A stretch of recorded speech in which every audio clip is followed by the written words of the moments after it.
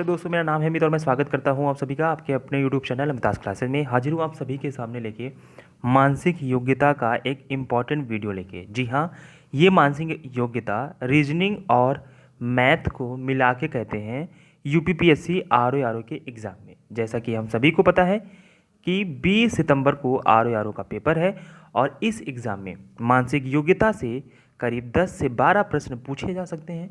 तो इन्हीं प्रश्नों को हम डिस्कस करेंगे ताकि एग्ज़ाम में आप इन 10-12 प्रश्नों में एक भी गलत ना करें और अच्छा मार्क गेन करें। ठीक है, तो चलिए शुरू करते हैं। वीडियो शुरू करने से पहले आप सभी से एक छोटी सी रिक्वेस्ट दोस्तों कि चैनल पर नए हैं तो प्लीज़ चैनल को सब्सक्राइब करना मत भूलिएगा, बेल आइकन प्रेस कर लीजिएगा ताकि जब भी कोई ऐसे वीडियोज अपलोड करूँ तो उसका नोटिफिकेशन आप तक जरूर पहुँचे। दोस्तों, हमारा एक टेलीग्राम चैनल भी है जहाँ पर हम सभी एग्ज़ाम से संबंधित पीडीएफ और इम्पॉर्टेंट इन्फॉर्मेशन आपके साथ शेयर करते हैं।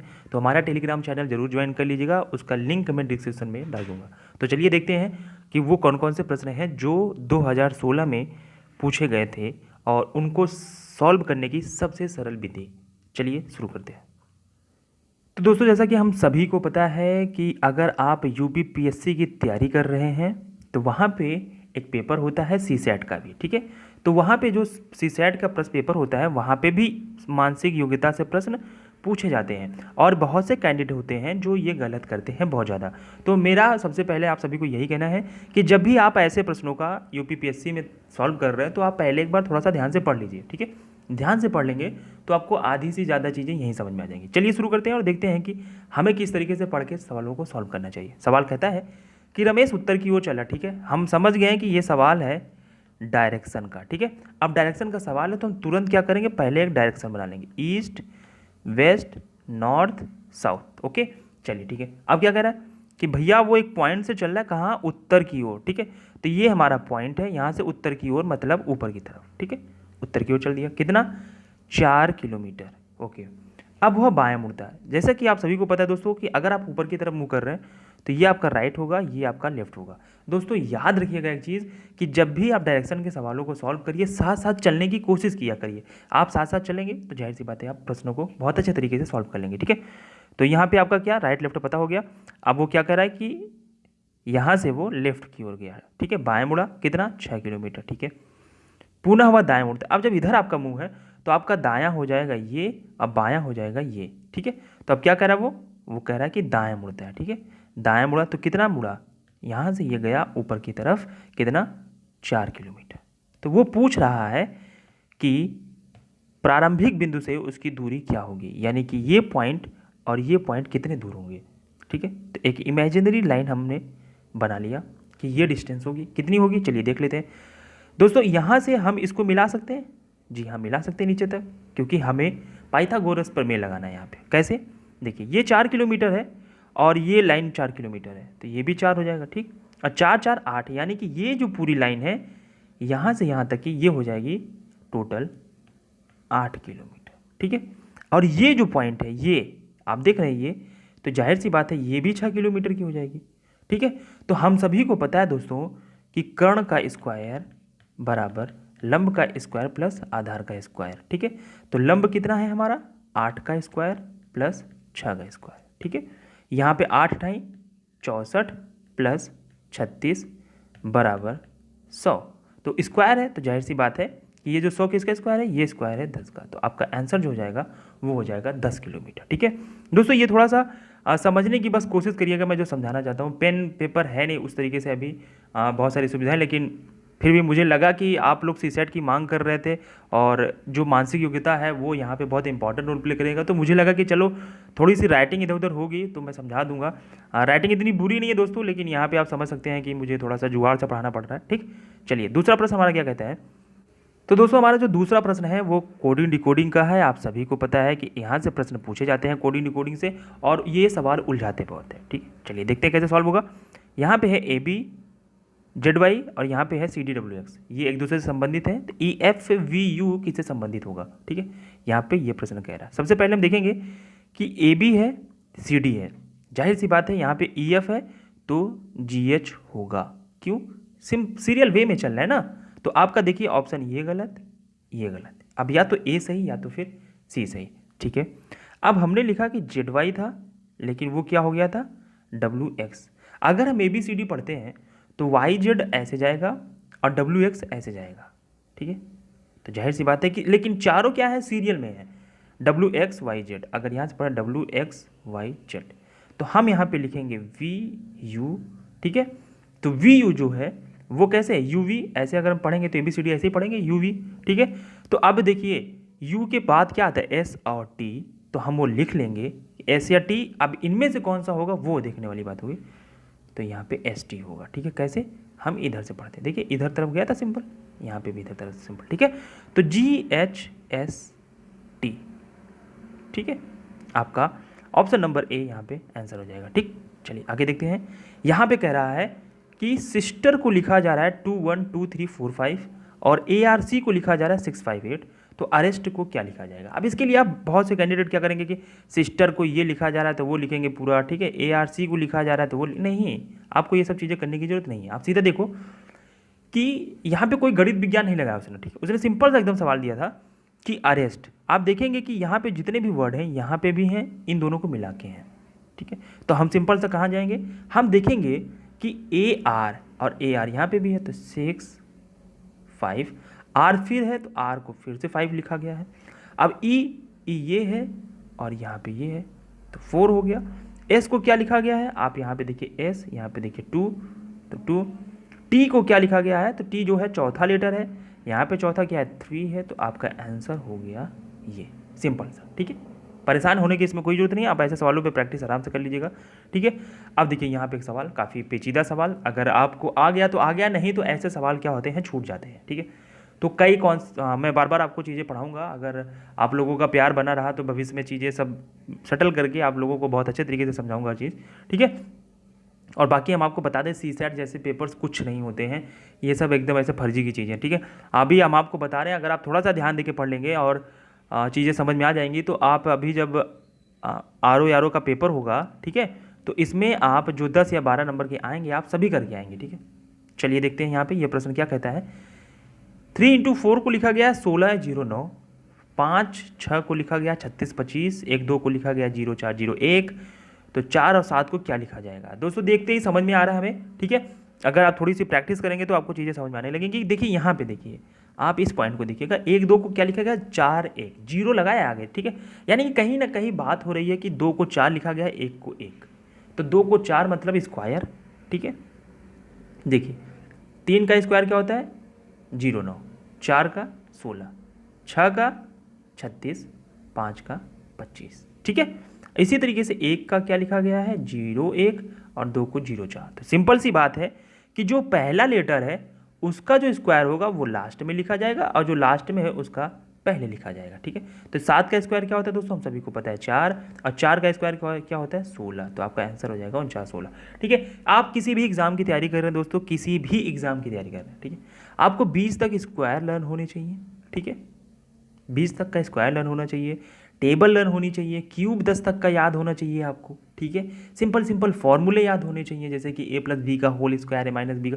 आप किसी भी एग्जाम की तैयारी करें आपको ये सब चीज़ें कॉमन चीज़ें हैं, आनी चाहिए दोस्तों, ठीक है। चलिए आगे देखते हैं।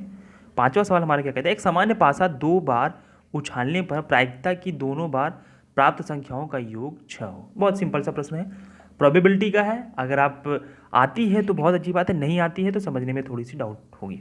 चलिए देख लेते हैं सवाल का क्या कहना है कि 2 पासे हैं। आप सभी को पता है कि पासा में जो मैक्सिमम टर्म होता है, ठीक है, वो कितना आता है। हम सभी लूडो खेलते हैं, लूडो में देखते हैं 1 2 3 4 5 6, ठीक है। तो फेंका जाता है, तो एक बार में किसी भी चीज़ को आने की प्रोबेबिलिटी क्या है, 1 से लेके 6 का कोई एक चीज़ आएगा, ठीक है। 6 2 बार फेंका गया है तो दोनों को मल्टीप्लाई कर देना, ठीक है। हालांकि ये फॉर्मूले पे होता है, ठीक है, वो फॉर्मूला हम आपको बताएंगे तो कंफ्यूज हो जाएंगे। आप सिर्फ इतना देखिए कि हाईएस्ट टर्म क्या है 6, 2 बार उछाला गया तो 36, ठीक है। यानी कि 36 बार कुछ ना कुछ आएगा, ठीक है, 2 बार उछालने पे, ठीक है। 36 में से कुछ ना कुछ आएगा। लेकिन यहाँ पे एक प्रोबेबिलिटी कह रहा है दोनों बार प्राप्त संख्याओं का योग 6 हो, ठीक है। अब देखिए कि योग किसका किसका 6 है, पहले आप ये समझ लीजिए, योग किसका किसका 6 है। तो अगर हम 1 में देखें तो 1 + 5, ठीक है, यहाँ पे 6 बनेगा। 2 + 4, 3 + 3, ठीक है। उसके बाद फिर से 5 + 1 और फिर 4 + 2, ठीक है। अब सब कैसे आया ये मतलब थोड़ा सा प्रॉब्लम है। हमने पहली बार पासा उछाला एक, उसमें 1 आया और दूसरे वाले में 5 आया, तो 6 योग हो गया। एक फिर फेंका, उसमें दोबारा 2 आया और दूसरे वाले में 4 आया, फिर 3 आया 3 आया। इसी तरीके से आप समझ लीजिए। तो आपको क्या करना है, 1 कंडीशन, 2 कंडीशन, 3 कंडीशन, 4 5, 5 बटे कितने में से, 36 में से, यानी कि 36 बार कोई भी चीज़ आने की प्रोबेबिलिटी है, उसमें से 5 बार प्रोबेबिलिटी है ये कि उनका योग जो होगा वो 6 होगा, ठीक है। चलिए आगे सवाल हम इस पे आपको होमवर्क के लिए देंगे हमारे टेलीग्राम चैनल पे, जिसका लिंक मैं डिस्क्रिप्शन में डाल दूंगा। इन्हीं से संबंधित प्रश्न हम आपको 10 देंगे, आप हमें सवाल सॉल्व करके भेजेंगे, ठीक है। चलिए आगे देखते हैं। किसी पंक्ति में P बाएं से 10वें तुरंत, आप ऐसे प्रश्नों को तुरंत सॉल्व करने की कोशिश किया करिए। यहाँ बायां होता है, ठीक है, इधर दायां होता है, ये आपका लेफ्ट, ये आपका राइट। P बाएं से 10वें, ठीक है, P है ये और ये 10th पोजीशन पे है, ओके। Q दाएं से 12वें, तो ये भैया हैं अपने Q और ये हैं 12th। अब क्या, ओके, यदि P और Q अपने स्थान बदल लें, यानी कि P यहाँ चला है, Q यहाँ चला है, तो क्या होता है, तो P बाएं से 18वां हो जाता है, यानी कि P इधर से यहाँ जब गया तो 18वां हो गया। हालांकि 10 कैंडिडेट तो इधर पहले से थे, 10वां पोजीशन तो रहेगा ही, क्यों इधर आएगा तो वो 10वां रहेगा। अब इधर से काउंट हो रहा है, तो ठीक, तो समझने की कोशिश करिएगा। ये P है, इधर से 10वां था, ठीक है, ये Q है, इधर से 12वां था। अब दोनों ने अपना इंटरचेंज किया है, तो P यहाँ से हो गया 18वां, लेफ्ट से ये P हो गया। तो इधर से तो 12 कैंडिडेट है ना, इधर से 12वीं पोजीशन तो रहेगी इसकी। लेफ्ट से अगर वो 18वां हुआ है तो राइट से 12वां तो रहेगा, तो 18 + 12 -1 क्यों, क्योंकि हम यहाँ पे P को 2 बार काउंट कर रहे हैं, तो यहाँ पे आंसर क्या आ जाएगा आपका 29। तो क्या ये आंसर है, नहीं। सवाल आगे क्या कह रहे हैं, P और Q के अतिरिक्त, ठीक है, तो यानी कि 29 में से 2 लोग P और Q हैं, तो टोटल अब कितने लोग बचे हैं, तो वो हैं 27, ठीक है। आई होप समझ में आया होगा, नहीं समझ में आएगा प्लीज़ हमें कमेंट करिएगा, आगे हम इन्हीं सब पे आपको सवाल करवा देंगे। दोस्तों ये सब टोटल डिपेंड करता है आपके प्यार पे। अगर आपका प्यार बना रहा और आप इसी तरीके से डिमांड करते रहें, तो हम आपके सारे टॉपिक्स ये सब क्लियर कराएंगे और विथ ट्रिक्स और अच्छे से, ठीक है। चलिए आगे देखते हैं। अब अगला सवाल हमारा कहता है श्रृंखला से, ठीक है। यहाँ पे 3 से 5, 5 से 8, 8 से 13, 13 से 22, फिर यहाँ पे क्वेश्चन मार्क, ठीक है। तो ऐसे सवालों को सॉल्व करते के कई सारे पैटर्न होते हैं, उन पैटर्न्स को आप फॉलो कर सकते हैं। हालांकि ऐसे सवालों के लिए बहुत सारी प्रैक्टिस चाहिए होती है ताकि आप समझ सकें, लेकिन हम देखते हैं एक छोटा सा, हम आपको जल्दी जल्दी ओवरव्यू दे देते हैं कि जब श्रृंखला बहुत स्लो बढ़े, यानी कि 3 से 5, 5 से 8, 8 से 13, 13 से 22, तो सिंपल सी बात है कि यहाँ पे सिर्फ एडिशन हो रहा है। अगर जो 2 नंबरों के बीच का डिफरेंस, यहाँ पे आप देखिए इसका डिफरेंस, इसका डिफरेंस, सभी का डिफरेंस बहुत कम है और पहला और आखिरी टर्म्स का जो डिफरेंस है वो भी बहुत ज़्यादा नहीं है, तो वहाँ पे प्लस ही होता है। और अगर डिक्रीज हो रहा है तो घटेगा, ठीक है। और अगर बहुत ज़्यादा बढ़ रहा है, जैसे यहाँ पे 3 है, यहाँ पे 2225 हो जाए, तो वहाँ पे आपका क्या होगा, वहाँ पे आपका मल्टीप्लिकेशन होगा। और अगर यहीं पहला टर्म 2225 है और आखिरी टर्म 3 है, तो सिंपल सी बात है कि वहाँ पे डिवीज़न हुआ रहेगा, ठीक है। आई होप इतनी चीज़ आपको समझ में आ गई होगी। तो अब हमें क्या करना है, अब हमें कुछ नहीं करना है, अब हमें सवाल को सॉल्व करना है। कैसे, 3 से 5 हुआ, 5 से 8 हुआ, 8 से 13, 13 से 22 कैसे हुआ, तो इन दोनों के बीच का डिफरेंस देखते हैं। 3 से 5 होने के लिए 2 का डिफरेंस, 5 से 8 होने के लिए 3 का डिफरेंस, 8 से 13 होने के लिए 5 का डिफरेंस और 13 से 22 होने के लिए 9 का डिफरेंस, ठीक है। समझ में नहीं आ रहा, 2 3 5 9, यार ये तो अभाज्य संख्याएं भी नहीं है। तो चलो देख लेते हैं आगे। 2 से 3 होने के लिए 1, 3 से 5 होने के लिए 2 और 5 से 9 होने के लिए 4। तो आप समझ में आया, नहीं आया, चलो देखते हैं। यहाँ पे मल्टीप्लाइड बाई 2, यहाँ पे मल्टीप्लाइड बाई 2, तो अब थोड़ा सा समझ में आ रहा है कि यहाँ पे जो मल्टीप्लिकेशन होगा वो 2 का, और ये हो जाएगा 8, फिर यहाँ पे प्लस 8 होगा तो ये हो जाएगा 17, और 22 में अगर हम 17 को जोड़ दें तो आंसर आपका आ जाएगा 39, ठीक है। समझ में आ गया। चलिए आगे देख लेते हैं। एक मेथड और है इसका कि 3 से 5 होने के लिए हमें क्या करना पड़ेगा, कि सिंपल सा थोड़ा सा समझ में आ रहा है कि अगर हम 3 में 2 से गुणा कर दें तो 6 होता है, अच्छा में अगर 1 घटा दें तो क्या होता है 5। चलिए देख लेते हैं। 3 × 2 -1 = 5। अब 5 से 10 होने के लिए क्या करना है, 10 टेबल काउंट करते हैं, 5 दूनी 10, अच्छा यानी कि हम 5 गुणे 2 कर लें, 10 आ गया। अब 10 में से हम क्या घटाएं, 2, ओके, अगर हम 2 घटाते हैं तो आएगा आंसर हमारा 8। अच्छा समझ में आ गया कि 2 से मल्टीप्लाई हो रहा है और 1 2 3 4 ऐसे घट रहा है। कैसे देख लेते हैं आगे। 8 गुणे 2, 8 दूनी 16, 16 में से 3 गया 13। अरे वाह, ये तो बड़ा सिंपल है। चलिए आगे देख लेते हैं। 13 गुणे 2 माइनस 4, तो 13 दूना 26, 26 में से 4 गया 22। वाह, अब आगे देख लेते हैं कि 22 गुणे 2 माइनस, देखिए 1 2 3 4 हो चुका है 5, तो अब 22 दूना 44, 44 में से 5 गया तो कितना आएगा 39, और अभी हमारा क्या आंसर था 39 ही था। ठीक है, तो ये सोचने की बात है, कौन किस स्तर से सोच सकता है, वहाँ पे उसका आंसर हो जाएगा। ठीक है, चलिए आगे देख लेते हैं दोस्तों। यहाँ पे एक धन को ए बी सी और डी में इस प्रकार बांटना है कि ए रेशियो बी 3:5, बी अनुपाते सी 6:7, सी अनुपाते डी 8:9, तो ए और डी का अनुपात क्या होगा। बहुत अच्छा सवाल है, एग्जाम में कई बार पूछा गया है। आप आर ओ का पेपर उठा के देख लीजिए, लगभग इससे संबंधित प्रश्न पूछे ही जाते हैं और बहुत ही सिंपल होता है। अनुपात समानुपात का चैप्टर का है ये। ठीक है, ए अनुपाते बी अनुपाते सी लिखेंगे। हम चाहें तो एक लाइन में चारों को कर सकते हैं, लेकिन हम आपको समझाने के लिए, ताकि समय है आपके पास, गलत करने की कोई ज़रूरत नहीं है, तो आप समझ सकते हैं यहाँ पे कि 3:5 ए अनुपाते बी हो गया। ठीक, अब क्या करें, बी अनुपाते 6, ओके 6:7। चलिए ठीक है, अब आगे का अनुपात यहाँ कैसे किया जाता है आप सभी को पता है कि यहाँ पे हम सिर्फ 5 कर लेंगे, यहाँ पे जो खाली है वो 6 कर लेंगे।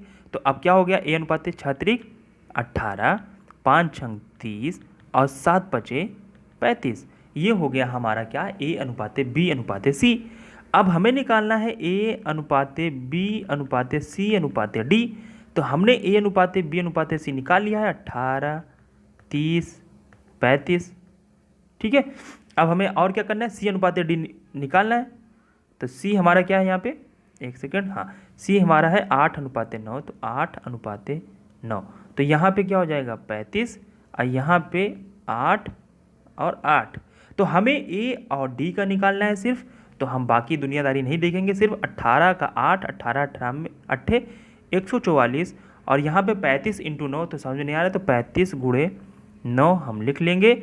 अब फिर हम देखेंगे कि क्या ये 9 से डिविजिबल है, तो हाँ हम डिविजिबिलिटी के रूल में आपको पढ़ाएंगे आगे चल के, तो अगर आप लोगों की मांग रहेगी तो ये देखिए 9 से कट जाएगा। दूसरा पेन ले लेता हूँ मैं ताकि समझ में आए। यहाँ पे ये 9 था, 9 का 9, ठीक है, 5 9 6 54, तो 16:35 आपका आंसर हो जाएगा। ठीक है, चलिए ये सब कैसे हुआ है आप सभी को समझ में आ रहा है। ठीक है, पहले हमने ए अनुपाते बी अनुपाते सी निकाला, उसके बाद जब ये तीनों आ गया हमारा तो हमने ए अनुपाते बी अनुपाते सी अनुपाते डी लिखा, फिर वहाँ पे हमने सारे वैल्यूज़ को पुट किया और इसी मेथड से, ठीक है, आगे बढ़ने के मेथड से हमने पूरा ए अनुपाते बी अनुपाते सी अनुपाते डी निकाल लिया। यहाँ पे हमसे सिर्फ ए और डी का पूछा गया है तो हम सिर्फ ए और डी का निकालेंगे। यही हमसे ए अनुपाते सी पूछता तो हम ए अनुपाते सी में 18 18 8 144 और यहाँ पे 35 × 8 यानी कि 8 5 40 और 8 3 24 4 28 ये निकाल लेते हैं, इसको काट पीट के सॉल्व कर लेते हैं। ठीक है, जिसका संबंध जिससे पूछता है वो करते हैं। ठीक है, चलिए आगे देखते हैं प्रश्न संख्या 9। ठीक है, प्रश्न पढ़िए। दो संख्याओं का योग 10 है तथा उनके वर्गों का अंतर 40 है। ठीक है, यानी कि कहने का तात्पर्य क्या है कि x + y बराबर है 10 और x² - y² बराबर है 40। ऐसे सवालों को सॉल्व करने के लिए बहुत ज़्यादा कन्फ्यूजन हो जाती है। ठीक है, तो हमारा कहाँ मानिएगा, जब भी ऐसे प्रश्न आए तो यहाँ पे आप देखिए कि कोई ऐसा ऑप्शन है इनमें से कोई नहीं, तो हमने देखा कि जी नहीं, इनमें से कोई नहीं का ऑप्शन नहीं है, तो हम ऑप्शन पे चले जाएंगे। ठीक है, हम इस मेथड से नहीं जाएंगे क्योंकि बहुत समय ले लेगा और हो सकता है कि एग्जैक्ट आंसर आए ना। क्यों? क्योंकि अब यहाँ पे हम क्या करेंगे, एक फार्मूला पुट करेंगे, x + y का होल स्क्वायर बराबर x - y का होल स्क्वायर प्लस 4xy। ठीक है, फिर इसको सॉल्व करेंगे, फिर वैल्यू द्विघात समीकरण बन जाएगा, फिर द्विघात समीकरण में वैल्यू आएगी, फिर यहाँ पुट करेंगे, सेटिस्फाई करवाएंगे, बहुत समय लग जाएगा। तो हम क्या करेंगे, हम देख रहे हैं कि दो संख्याओं का योग 10 है। ठीक है, तो यहाँ पे एक संख्या 5 है, तो दूसरी संख्या क्या हो कि योग 10 हो जाए। तो भैया अगर एक संख्या 5 है तो दूसरी भी 5 होनी चाहिए ताकि 10 आंसर है, क्योंकि अगर एक संख्या 5 है तो दूसरी भी तो 5 ही होनी चाहिए ना 10 आने के लिए। तो क्या इन दोनों के वर्गों का अंतर 40 होगा? नहीं, माइनस हो जाएगा, 0 हो जाएगा। ठीक है, तो ये तो कैंसिल। ठीक है, ऑप्शन नंबर ए कैंसिल। ठीक, अब चलिए हम आते हैं 9 पे, 7 पे नहीं क्योंकि आंसर है। ठीक, चलिए 7 पे आते हैं, सॉरी 9 पे आते हैं। 9 पहली संख्या है तो दूसरी संख्या क्या होगी? 1। चलिए ये 10 हो गया। अब दोनों के बीच के वर्गों का अंतर करते तो 9 9 81 और माइनस 1, यहाँ पे तो अंतर 80 आ गया, तो क्या 80 कह रहा है? नहीं, यहाँ तो 40 कह रहा है, तो ये भी कैंसिल। अगला 11। अब 11 में क्या जोड़ेंगे? तो 11 भैया घटाना पड़ेगा, ये तो है ही नहीं पहले से ही, क्योंकि दोनों का योग है। तब भी अगर हम मान लेते हैं तो 11 माइनस 1 लेते हैं। ठीक है, तो 11 11 हम 121 और 1 का स्क्वायर 1 ही ऐड हो जाएगा, 122 हो जाएगा, तो ये भी नहीं है। तो अब बचा 7, वो आपका आंसर है। कैसे सेटिस्फाई करवा लेते हैं? 7 है, 3 है, क्योंकि 7 है तो उसमें 3 जोड़ना पड़ेगा 10 करने के लिए, और 7 का स्क्वायर होता है 49 और उनका 3 का स्क्वायर होता है 9 और इन दोनों का अंतर 40 है, वही सवाल ने कहा है। ठीक है, चलिए आगे प्रश्न देखते हैं। आई होप समझ में आया होगा आपको। तो दोस्तों ये आखिरी प्रश्न है और ये प्रश्न ब्लड रिलेशन से है। ठीक है, ये प्रश्न ब्लड रिलेशन से है और ब्लड रिलेशन के सवालों को जब भी सॉल्व करिएगा, मैं आप सभी से गुजारिश कर रहा हूँ कि आप प्रश्नों को सही से पढ़ने की कोशिश करिएगा। ठीक है, इसमें थोड़ी सी मिस्टेक आपका पूरा सवाल गलत कर सकता है। ठीक, तो यहाँ पे क्या करें? ए का भाई बी है, ए का भाई बी है, बी की पत्नी सी है, तो बी की पत्नी सी है। जब हम जानते हैं कि हमारा जो पीढ़ियाँ चलती हैं, अगर बेटे की बात होगी, बेटे की बेटी की बात होगी तो नीचे की ओर चलेगा, पिता पिता के पिता तो ऊपर की ओर चलेगा। ठीक है, यहाँ पे कह रहा है ई जो है वो ए की बेटी है। ओके, ई बेटी है यानी कि महिला है। किसकी? ए की, तो हमने ए लिख दिया। डी जो है वो बी का पुत्र है, तो ओके डी जो है बी और सी का पुत्र है। ठीक है, आगे एफ ई का भाई है यानी कि ई यहाँ पे है तो इसका भाई हो जाएगा एफ, और जी जो है वो डी की बहन है, तो जी जो है वो डी की बहन है। तो ए जी का क्या है? देखिए ए जो है जी का क्या है, तो ये ऑप्शन पे भी डिपेंड करता है। अगर ऑप्शन आपका है कि निर्धारित नहीं किया जा सकता, ठीक है, तो हम आपको बताएं कि इसका आंसर ये भी हो सकता है एक कि निर्धारित नहीं किया जा सकता है। क्यों? हम आपको समझा रहे हैं चीज़ों को। ए का जेंडर कंफर्म नहीं है कि ए पुरुष है कि महिला है। अगर ए का जेंडर कंफर्म नहीं है तो ये जी है, जी के पिता हैं बी, तो उनकी बहन है तो हो गई बुआ, और अगर भाई है तो चाचा। ठीक है, तो इन दोनों में से कोई एक आंसर होगा। अगर ऑप्शन में आपके बुआ अकेले है और निर्धारित नहीं किया जा सकता ऑप्शन में नहीं है तो आप बुआ की ओर जाएंगे। चाचा है और उसमें ये दिया हुआ है कि निर्धारित नहीं किया जा सकता तो आप चाचा की ओर जाएंगे। अगर ऑप्शन में ये दिया गया है निर्धारित नहीं किया जा सकता तो आपका आंसर सीधा होगा निर्धारित नहीं किया जा सकता, चाहे ऑप्शन में बुआ हो चाहे ऑप्शन में चाचा हो। ठीक है, तो एक प्रश्न के थ्रू हम आपको चीज़ों को समझाने की कोशिश कर रहे थे। आई होप आपको ब्लड रिलेशन का सवाल ये समझ में आया होगा। तो इस वीडियो में इतना ही बात करेंगे। वीडियो देखने का बहुत बहुत शुक्रिया दोस्तों। प्लीज़ इसको शेयर करिएगा प्लीज़, और जहाँ पे आपको कमी लगे हमें कमेंट करके बताइएगा। आप सभी के लिए बेस्ट से बेस्ट कंटेंट प्रोवाइड करने की पूरी कोशिश रहती है मेरी। ठीक है, चलिए वीडियो को ख़त्म करते हैं इसी पे।